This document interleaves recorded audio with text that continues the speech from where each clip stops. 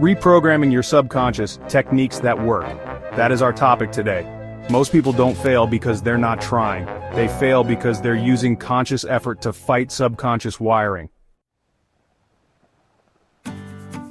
That's like trying to steer a ship by pushing on the deck instead of adjusting the rudder. It feels like you're doing something, but you're not shifting the direction. Your subconscious controls up to 95% of your daily actions, not because it's smarter than you, but because it's faster. It runs everything you've repeated, reinforced, or emotionally charged with, or without your permission. So if you've been trying to change your life by just working harder, sticking to a plan, or forcing new habits, and it's not sticking, you're not broken, you're just outnumbered. Because your subconscious isn't changed through pressure. It's changed through programming. Now let's get clear about what that actually means. Reprogramming your subconscious isn't some mystical idea. It's the biological process of rewiring neural pathways by giving your brain new evidence through repeated and emotionally resonant experience. That word matters. Experience, not just information, not just positive thinking, and definitely not empty repetition without meaning. The brain doesn't learn from what you say you want. It learns from what you feel is real, especially if you felt it before. And this is why most surface-level advice doesn't work. If you say, "I'm confident," but your body still tenses every time you walk into a room, your brain doesn't log that as confidence, it logs it as a contradiction. If you write goals on a vision board but your body still associates success with pressure, judgment, or fear, then the subconscious will reject the goal not because it's unreachable but because it doesn't feel safe. This is the hidden layer underneath every failed self-improvement attempt. The subconscious isn't sabotaging you. It's protecting the version of you it thinks will survive. That version was shaped by repetition, emotion, and memory, which means it can be reshaped but only through methods that speak its language. And that's what we're going to break down in this video. Not hype, not shortcuts, but real evidence-backed techniques that create rewiring at the identity level, starting with the way your subconscious forms associations in the first place. Before we keep going, if this is already landing for you, if you're tired of surface advice and want more grounded science-backed strategies that actually help rewire how you think and operate, tap the like button. And if you want to go deeper into this kind of content, hit subscribe. That tells YouTube to show you more of what actually helps, not just what's trending. Let's keep going. Let's start with the core mechanic behind subconscious change association. The subconscious builds meaning through linked experiences. When something feels emotionally significant, whether exciting or painful, your brain strengthens the connection between the trigger and the feeling. That's how habits form. That's how fears embed. And that's also how you can rewire them. So here's the first technique that works. Not just in theory, but in how the brain actually learns. Visualization paired with emotion. Most people use visualization like it's a movie, something they watch passively in their mind. But that's not how it works. To activate neuroplasticity, your visualization has to be felt, not just seen. The subconscious responds to embodied emotion, elevated feelings of courage, excitement, safety, peace. That's when neurons fire differently. So instead of just imagining yourself on stage or holding the keys to your dream home, imagine the weight of the keys in your hand, the way your chest feels as you breathe deeper, the warmth in your spine from knowing it's yours. The more real that experience becomes, the more the subconscious accepts it as familiar, because what's familiar becomes safe, and what's safe becomes repeatable. Now let's add the second tool, Cognitive reframing in real time. This isn't about thinking positively. It's about catching the moment your brain tags an event as a threat and changing the label.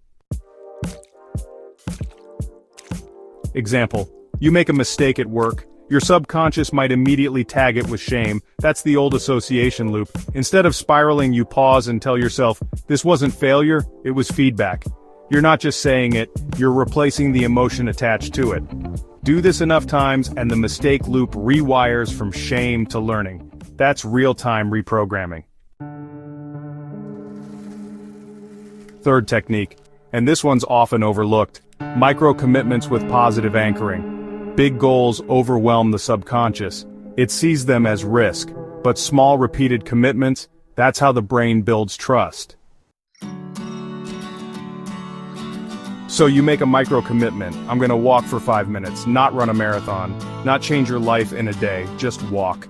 Then, immediately after you say, that's like me, I follow through, not as affirmation fluff but as a pattern anchor. You attach identity to the action, and over time your brain begins to expect that version of you to show up again. This is how reprogramming works beneath the surface, not through hype, but through small, repeated evidence that builds new associations inside the nervous system. Coming up, I'll show you 2 more techniques, including one that doesn't even require conscious effort. And we'll walk through why your subconscious resists certain types of change even when you want it, and what to do about that reflex. Here's the part that surprises most people. Some of the strongest subconscious reprogramming happens when you're not focused and your brain is in what's called an alpha or theta state. These are the brainwave states just before sleep and just after waking, also during deep meditation. Why does that matter? Because in those states, your conscious guard is down and the subconscious is more receptive. Which brings us to number 4, priming during transitional brain states. This is one of the easiest, highest impact techniques you can use, especially if you feel like you don't have time to work on yourself all day. Here's what you do. Right before bed and immediately after waking, you feed your brain a simple, identity-anchored statement. Not a to-do list, not a motivational quote, a short sentence your subconscious can imprint. Something like, I'm building a life that feels aligned. I'm allowed to take up space. I follow through even when no one's watching. You repeat it slowly, you feel it, then you let it go, that's it.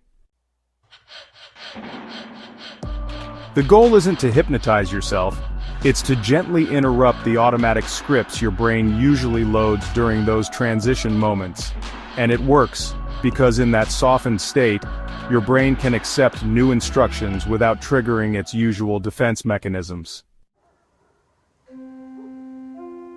Now here's the 5th technique. It's powerful, but requires the most honesty. Number 5.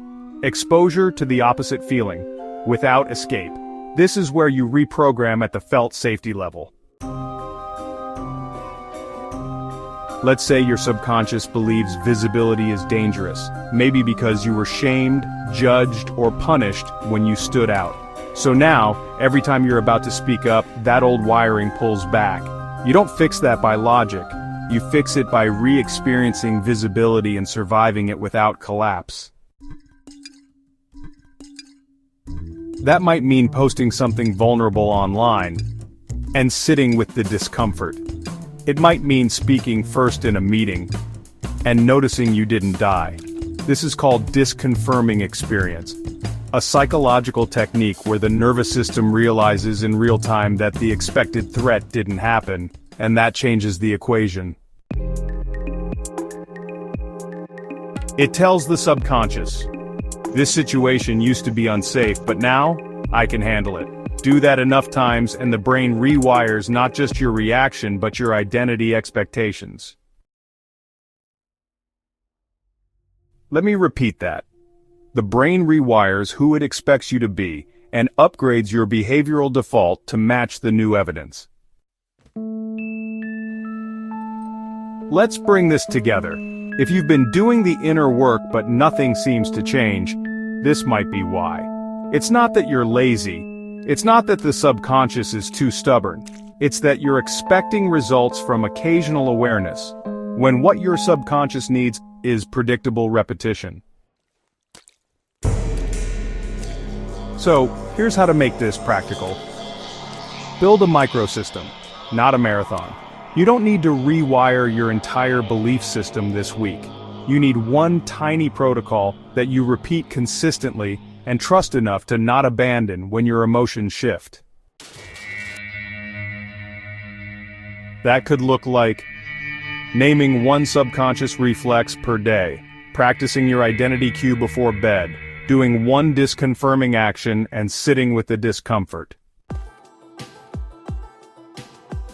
Pairing any high emotion reaction with a breath and a name for what it means. Even 90 seconds a day of deliberate rewiring is better than an hour of reactive consumption. But here's the number one reason people quit. They expect the old reflex to disappear. Let's be clear. Your old programming doesn't vanish overnight. It gets outvoted by new evidence. You might still feel the pull to stay small. You might still hear the old thoughts. That's not failure. That's biology fading out as new data builds in. What matters is what you do after the reflex fires.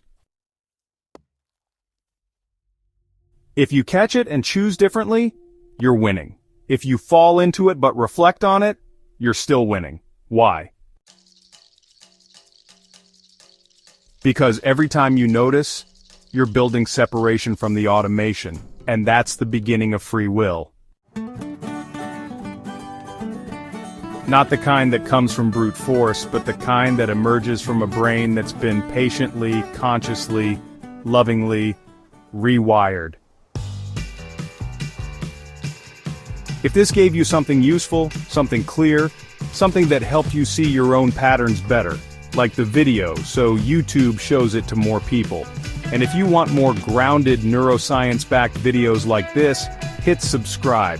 It tells the algorithm this content matters and helps us keep making more of it. The content on this channel is for educational and entertainment purposes only. It does not constitute medical, financial, legal, business, or lifestyle advice. Always consult a qualified professional before making changes to your health, finances, legal situation, or personal routines. Do your own research before making any decisions related to income, monetization, or technology use. All views are based on publicly available information and emerging trends at the time of publication and may evolve over